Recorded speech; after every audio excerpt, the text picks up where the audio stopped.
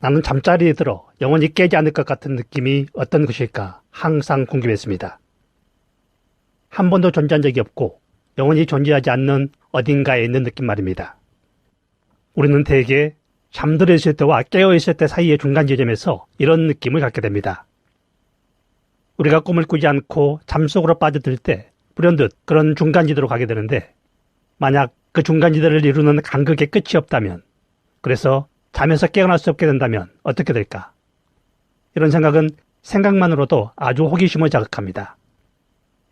그런 일이 일어난다면 우울한 일이긴 하겠지만, 난 이런 생각이 내가 살아가면서 하는 많은 생각들 중에서 가장 창조적인 생각이라는 것을 알게 되었습니다. 그래서 나는 늘 그런 생각을 하고 있습니다. 여러분도 알다시피 이것은 어린 아이들이 자주 묻곤 하는 아주 근본적인 질문과 같은 연결선상에 있습니다. 아이들은 이렇게 말하곤 합니다. 엄마가 다른 사람과 결혼했다면 나는 어떻게 되었을까? 이런 질문은 우리의 실체적 존재에 대해 깊은 수준에서 의문을 갖게 만듭니다. 그 이유 중에 한 가지가 우리가 존재하지 않는 것에 대해 생각하는 것, 완전한 비존재에 대해 생각하는 것이 아주 창조적인 일이기 때문입니다.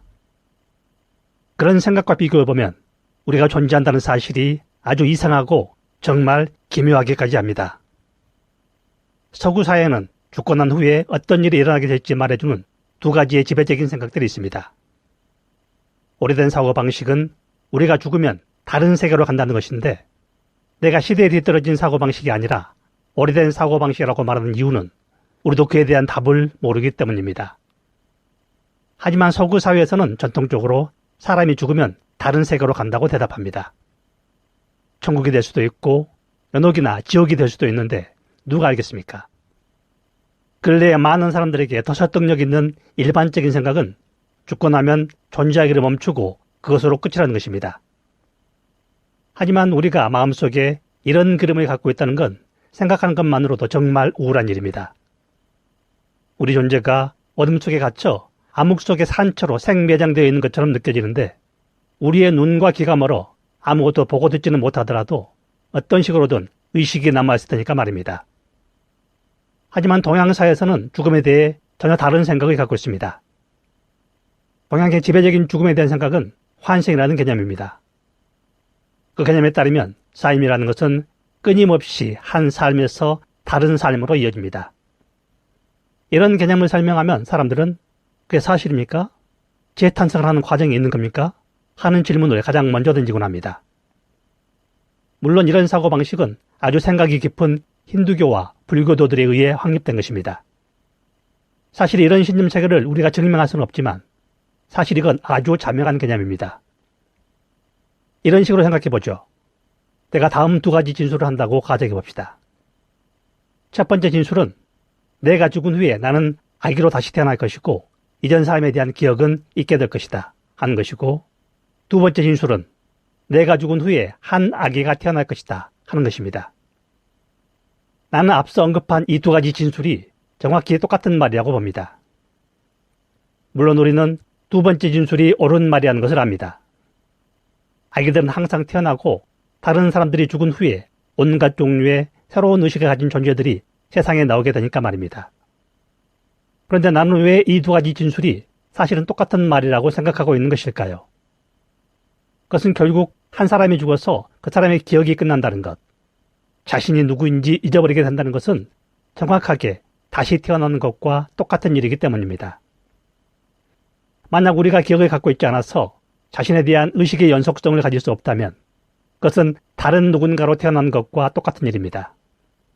기억이 사라져버리면 우리는 그냥 다른 누군가가 되어버리는 것이죠.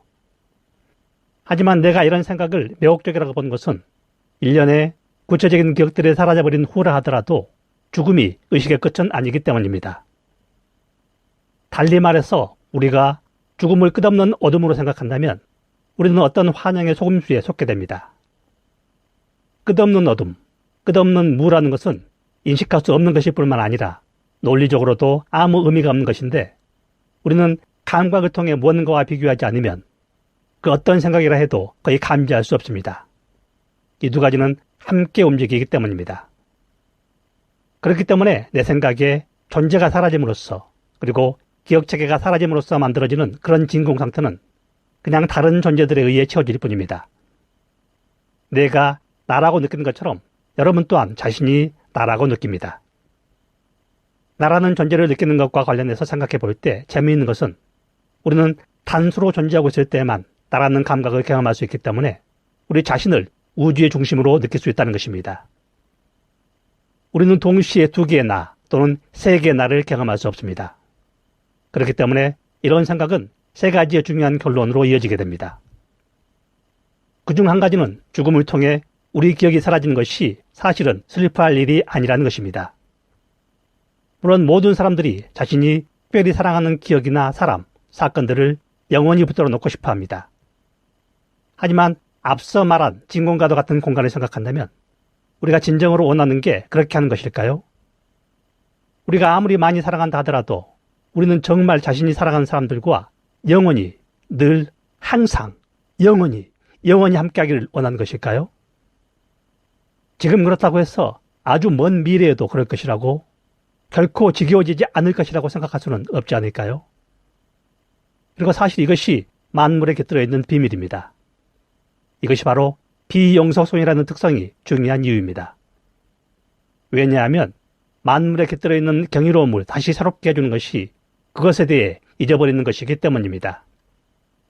한번 생각해 보세요. 여러분이 아기로 태어나 세상에서 처음으로 눈을 떴을 때 세상의 색깔은 얼마나 선명했는지, 햇빛이 얼마나 보석 같았는지, 별들이 얼마나 반짝거렸는지, 나무들이 얼마나 경이로울 정도로 생생했는지, 그것은 여러분의 눈에 그 모든 것들이 새로운 것이었기 때문입니다. 똑같은 식으로 여러분이 미스터리 소설을 읽고 있다고 생각해도 됩니다. 뭔가 읽을 거리를 찾아 집안을 둘러보다가 낡은 미스터리 소설을 집어듭니다. 아주 오래전에 읽기는 했지만 이제는 줄거리로 다 잊어버렸다면 그 책은 여전히 여러분을 흥분시킬 겁니다. 하지만 아직 구성을 기억하고 있다면 여러분을 흥분시키지 못할 겁니다. 이렇듯 망각에 대한 보상으로 세상은 끊임없이 새로워지는 것이며 우리는 삶이라는 게임 속에서 그 사실을 확인할 수 있는 것입니다. 우리는 그 이전에 항상 모든 것과 연결되어 있을 때 봤던 것들과 대조하지 않고서도 항상 새로워진 강도만큼 다시 사랑할 수 있게 되고 다시 우리는 강렬하게 집착하고 사랑하는 사람들을 가질 수 있게 됩니다. 이런 생각의 또 다른 결론은 정말 흥미로운 깨달음으로 이어집니다. 우리 엄마가 다른 사람과 결혼했다면 나는 어떻게 되었을까 하는 이 질문을 다시 상기해 봅시다. 흔히 말하는 식으로 내가 당신이라면 나는 쉽게 당신이 될 수 있었을까요? 중국이나 인도에 태어나는 게 쉬웠을까요? 왜 나는 다른 곳과는 분명하게 구분되는 바로 이곳을 세상의 중심이라고 느끼는 것일까요? 여러분도 여러분이 있는 바로 그곳이 세상의 중심이라는 사실을 잘 알고 있습니다. 다른 사람들도 여러분이 느끼는 것과 똑같은 감각 속에 존재하고 있다는 이런 생각은 정말 기이한 느낌을 줍니다. 모든 사람들의 이름이 바로 나입니다. 여러분도 자신을 그렇게 부르고 있죠.